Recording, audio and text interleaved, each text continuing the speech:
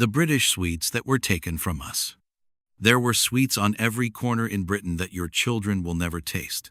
Not because they were unhealthy, not because nobody wanted them, because at some point, a man in a boardroom looked at a spreadsheet and decided that what you loved was not profitable enough to continue existing.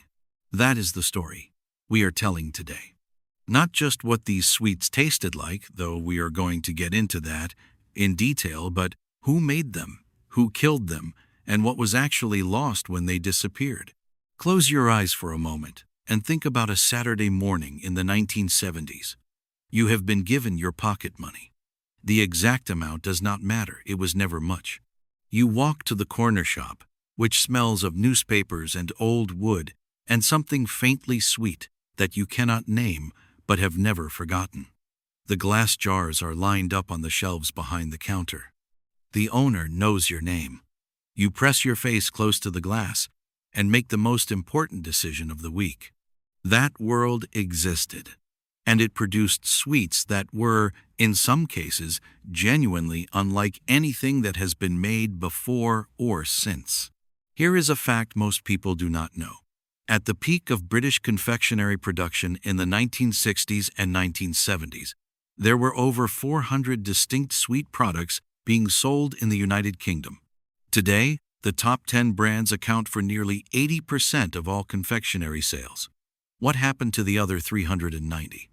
Over the next 20 minutes, I am going to take you through 25 of the sweets that were taken away. We are going to find out who made them, exactly when they disappeared, why they disappeared, and whether any of them are ever coming back. Some of these stories are simple, some of them are not. One of them involves a petition that has been running for 4 decades and has still not received a response. But there is a part of this story almost nobody talks about, a pattern running through almost every discontinuation on this list that says something uncomfortable about how we relate to the things we love and the companies that sell them to us. Stay with me. This one goes deep. Now, here is where it gets interesting, because most people assume that British sweets have always been British. They have not. The confectionery industry in Britain was largely built by Quakers. This is not a trivial fact. In the 19th century, Quakers were barred from attending university and from many professions. They were not barred from trade. So, families like the Cadburys, the Rowntrees, and the Frys poured their intelligence, their capital, and their extraordinary organizational discipline into making food, specifically chocolate and sweets. Joseph Rowntree, yes, that Rowntree opened his cocoa works in York in 1862. By 1900, it employed over 4,000 people in a city of less than 80,000. The company did not just make sweets, it built houses for its workers, created pension schemes decades before they were legally required, and ran adult education classes on site. The sweets were funding something larger than commerce.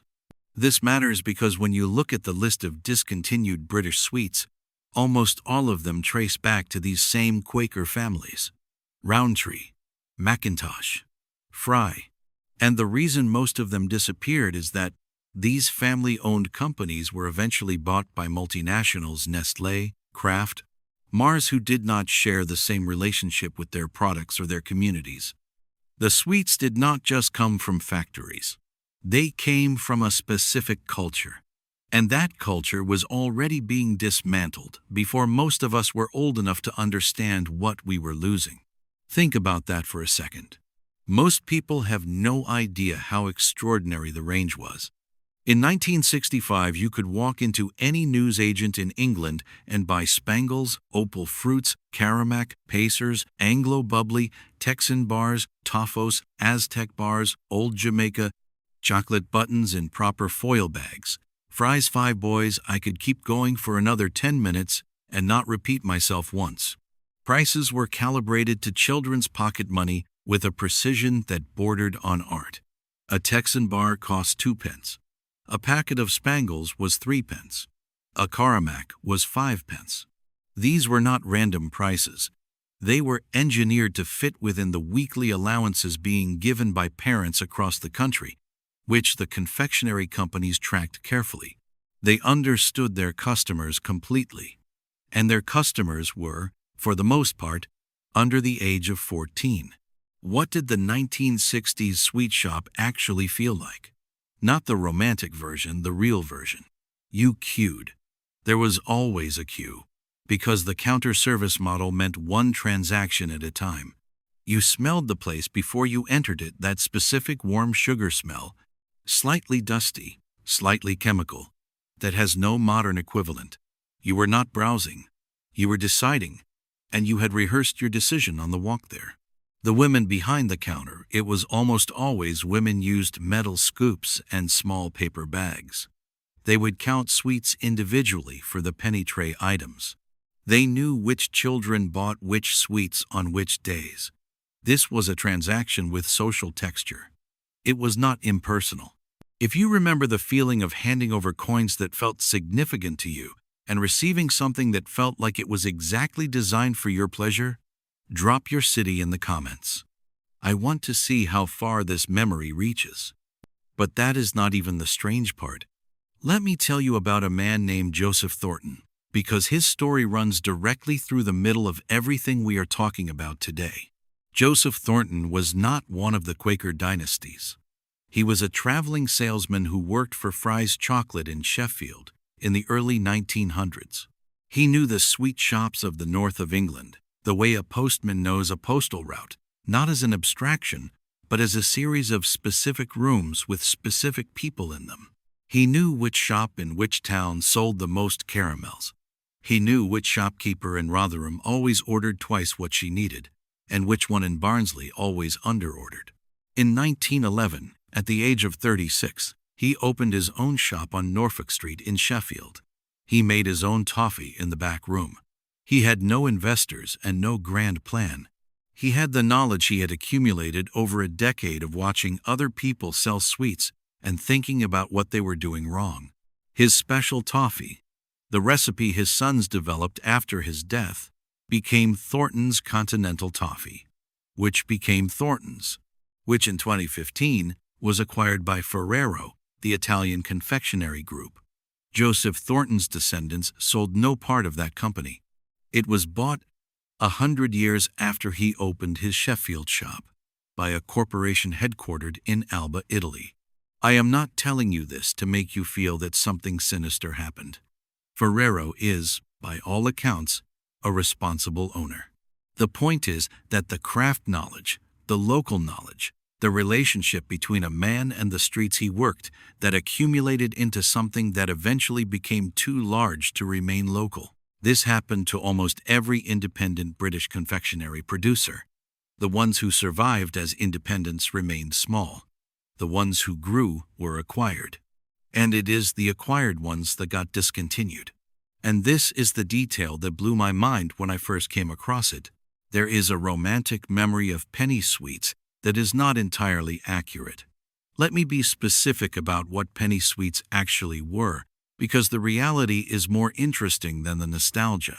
Most penny sweets were made from glucose syrup, sugar, modified starch, and artificial coloring. The flavors cola, blackcurrant, strawberry, raspberry were entirely synthetic. There was no fruit in a cola bottle. There was no cream in a foam shrimp. The confectionery chemists of the 1960s and 1970s were creating flavor experiences that did not correspond to anything in nature. They were inventing new categories of taste. This is not a criticism. It is a recognition of genuine creativity. The vivid, slightly violent intensity of a Spangle flavor, that tangerine that colonized your entire mouth and stayed for 10 minutes, was not an attempt to taste like a real tangerine. It was its own thing. It was a flavor designed specifically for the inside of a child's mouth, calibrated for maximum impact at minimum cost. Here is the myth to bust. Many people remember these sweets as better than they actually were, because they are remembering the experience of eating them, not just the taste itself. The corner shop, the pocket money, the decision-making process, the sharing with friends, all of that is encoded in the memory alongside the flavor. When you try a modern recreation of a discontinued sweet and it tastes wrong, it is not always because the recipe has changed. Sometimes it is because the experience cannot be recreated. This is why revival attempts so often disappoint. Caramac came back in a limited edition run in 2019, and the internet was briefly electric with excitement. The reviews were mixed. Some people said it tasted exactly the same. Some said it was different. The people who said it tasted the same were probably right. What had changed was everything around it. What did your family call the penny tray? Everyone had a different name for it. Drop it in the comments. But while all this was happening, something else was going on. The 1970s were not only the golden age of British sweets, they were also the decade in which the economic conditions that produced British sweets began to collapse. The oil crisis of 1973 raised the cost of glucose syrup, modified starch, and every synthetic ingredient in the confectionery industry. Inflation hit 13% in 1974 and reached nearly 25% in 1975. The cost of paper bags, glass jars, and counter service all rose faster than the prices children were willing or able to pay for sweets. Penny sweets stopped making sense as a category because a penny was worth less each year, and the manufacturers could not raise the price without breaking the psychological contract with their customers. The corner shops themselves were changing. The supermarket model was expanding rapidly in Britain throughout the 1970s. Tesco, Sainsbury's, and the Co-op were all investing heavily in larger, self-service stores. The confectionery manufacturers began to shift their focus from independent newsagents to supermarket buyers. And supermarket buyers were not interested in a product that needed a glass jar and a scoop. They wanted foil bags, sealed packaging, and barcodes. This is the first warning sign that almost nobody noticed at the time. The packaging of British sweets began to change in the mid-1970s. And the change in packaging was actually a change in relationship. The jar behind the counter was a personal transaction. The foil bag on a wire rack was a self-service transaction. When the jar disappeared, something else disappeared with it. The Texan bar survived this transition for a while. The Aztec bar did not. The difference was not quality, it was largely luck, corporate priority, and which products happened to have a strong internal advocate at the right time in the right meeting. Most people have no idea that the real killer was not taste. It was consolidation. Between 1969 and 1988, the British confectionery industry went through a period of acquisition that remade it entirely. Rowntree acquired Macintosh in 1969, creating Rowntree Macintosh. Nestlé acquired Rowntree Macintosh in 1988 for £2.5 billion at the time, the largest takeover in British corporate history. Cadbury was acquired by Kraft in 2010 for £11.9 billion. Each acquisition brought a portfolio review.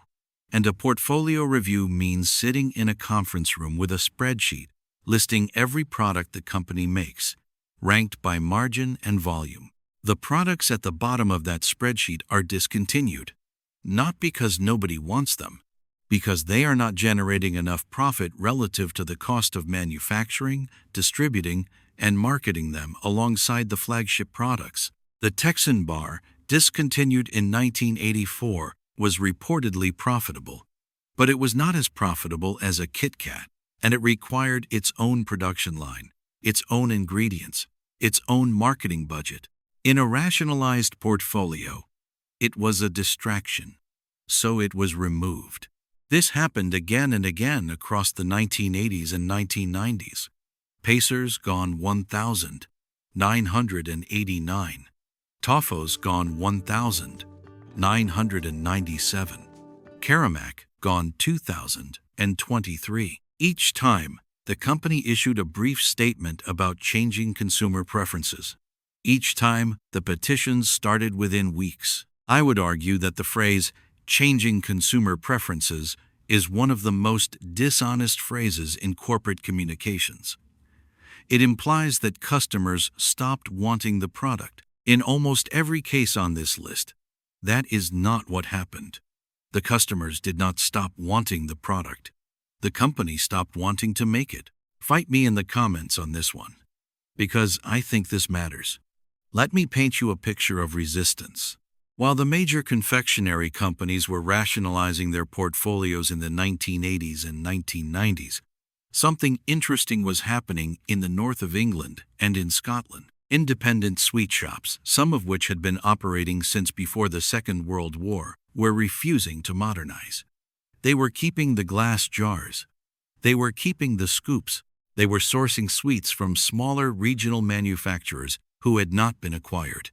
In Edinburgh in 1997, a sweet shop on the Royal Mile called Candy Bar was still selling sour plumes, a hard, intensely sour green boiled sweet that had been made in gallashes since the 19th century, alongside other Scottish sweets that had no presence in any supermarkets south of the border. The owner, a woman in her 60s who had run the shop since 1971, had never installed a barcode scanner and had no plans to do so.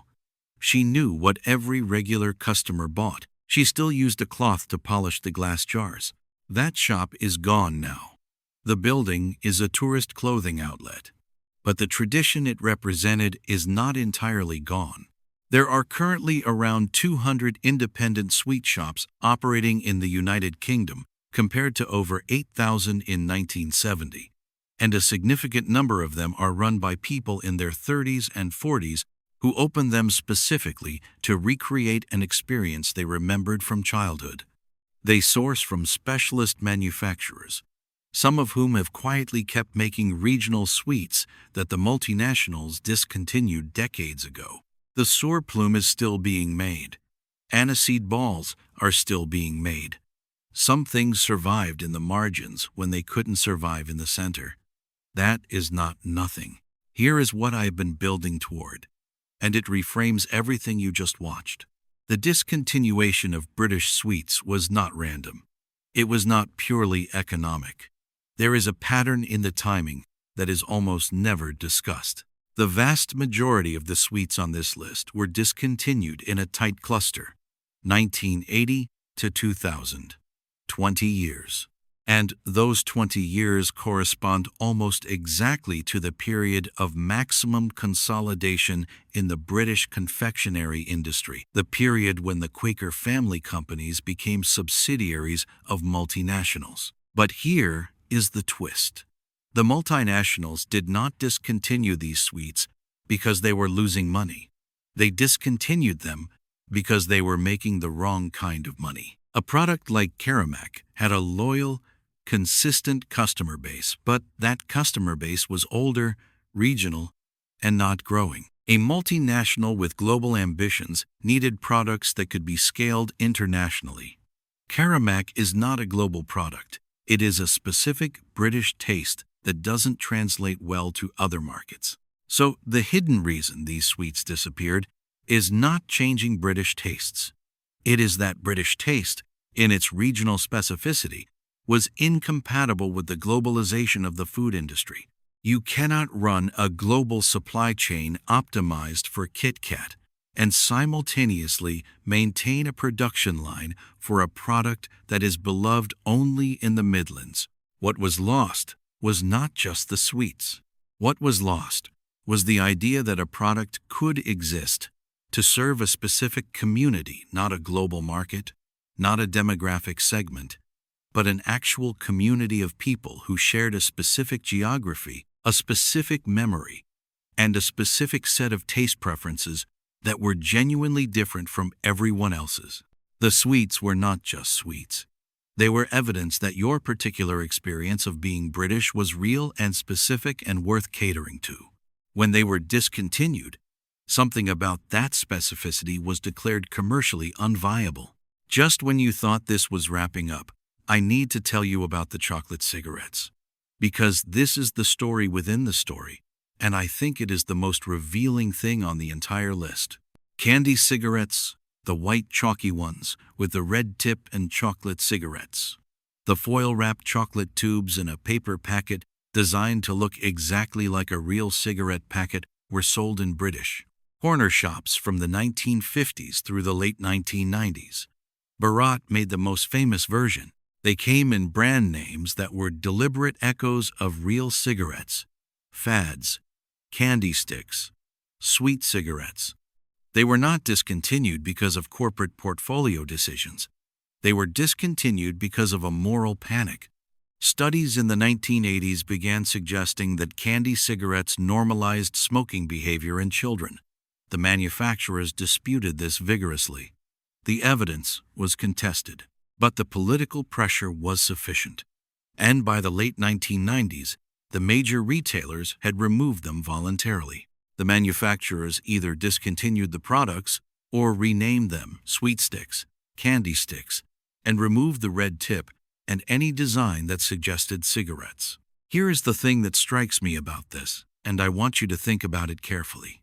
These sweets were sold to children for 40 years. The children who ate them grew up. They did not become smokers at higher rates than children who did not eat candy cigarettes. No study has ever conclusively proven this link. What the sweets actually did was something the manufacturers had understood from the beginning, and nobody else had articulated quite so clearly. Children eating candy cigarettes were not pretending to smoke. They were pretending to be adults. The cigarette was not the point. Being older was the point. The same psychological drive that made children eat candy watches, licorice pipes, and sugar rings shaped like cocktail rings. Every generation of children has found ways to rehearse growing up, and confectionery manufacturers in the post-war period understood this with a sophistication that bordered on genius. The generation that grew up eating chocolate cigarettes did not become smokers. They just grew up. And when they did, the sweets that had helped them imagine growing up were already gone. Here is the thing that ties all of this together, and I have been thinking about it since I started researching this video. The sweets on this list were discontinued between roughly 1970 and 2023. The petitions demanding their return started almost immediately after each discontinuation and, in many cases, have never stopped. Spangles have been petition demanded for 40 years. The Texan bar has been petition demanded since 1984. Caramac, discontinued in 2023, had a petition with over 20,000 signatures before the year was out. Not one of these petitions has resulted in a full commercial relaunch of a discontinued product by the original manufacturer. That 40-year non-response is not a coincidence. It reflects a genuine asymmetry. The emotional relationship that consumers had with these sweets is real and intense and persistent. The commercial calculation that discontinued them has also not changed. A multinational does not relaunch a low-volume regional product because 20,000 people sign a petition. The numbers do not work. And the numbers have not worked for 40 years. But here is the full circle moment. Those independent sweet shops I mentioned, the 200 that are still operating, run by people in their 30s and 40s. They are not waiting for Nestlé to bring back Caramac. They are doing something else. They are sourcing from manufacturers in Belgium, in Germany, in France, who still make products that are similar enough to the originals to satisfy part of the craving. They are commissioning small batch reproductions from artisan confectioners. They are finding ways to reconstruct the experience without needing corporate permission to do so. And just in the last 3 years, that approach has begun to go online. There are now subscription sweet boxes selling nothing but recreations of discontinued British sweets, sourced from small manufacturers who make them in batches of a few thousand. The waiting lists are months long. The multinationals discontinued these products because they were not commercially viable at scale. It turns out they are commercially viable at a different scale entirely, not the scale of a Kit Kat. The scale of something made for people who actually want it, in quantities that actually make sense. Maybe the era of the glass jar and the scoop is not entirely over. Maybe it just had to find a different form. I started this video with a man in a boardroom and a spreadsheet.